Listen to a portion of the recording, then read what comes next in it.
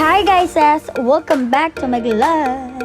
Naghahanap ka ba ng mapupuntahan para may pagmayabang dahil for the clout ka? O gusto mo pang malaman ang yaman ng Pilipinas? Halina rito sa National Museum of Anthropology.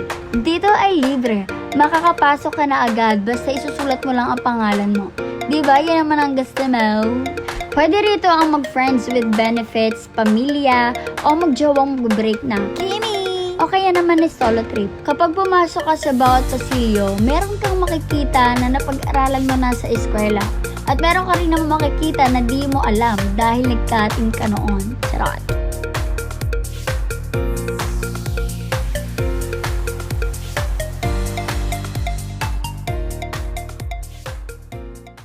Ayan, ang kaibigan ko, Luz Rizal. Ito naman ang kanyang matalik na kaibigan. Hanggang ngayon, sa panahon na to, ay meron pa rin ang bawayan. Ano pangalan yan, ma'am? SK.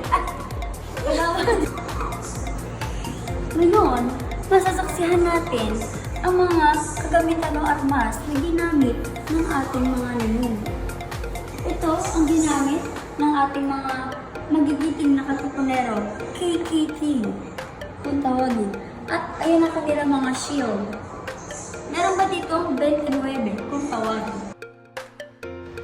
Eme ko lang yung mga sayings ko dyan guys, pero nakakatuwa na makita ang mga armas na ginamit ng ating mga ninuno para sa kalayaan na meron tayo ngayon. Sila kaya, matutuwa ba sa pinagagawa natin ngayon?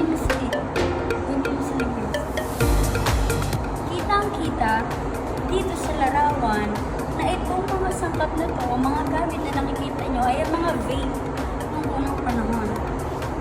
At ito ang mga tote bag na maliliit, small size.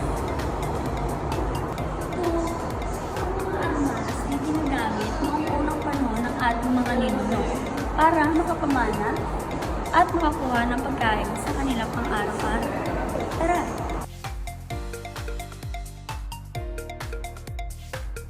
Sila na nakita nyo ay tinatawag na Negritos o Aitans. Sila ang tunay na mga Pilipino. Ganyan ang tunay na kulay ng Pilipino, ang buong mga Pilipino. Kaya kung ikaw ay kulot o may maging kulay na hindi gaya ng mga opa na gusto ninyo, huwag kayong maiiyak kasi ganyan ang tunay na kulay ng Pilipino. Mga kakulay ng Aitan o mga Negrito. Mixed breed ako eh. There's so many personalities inside the movie. I told you. Lagi single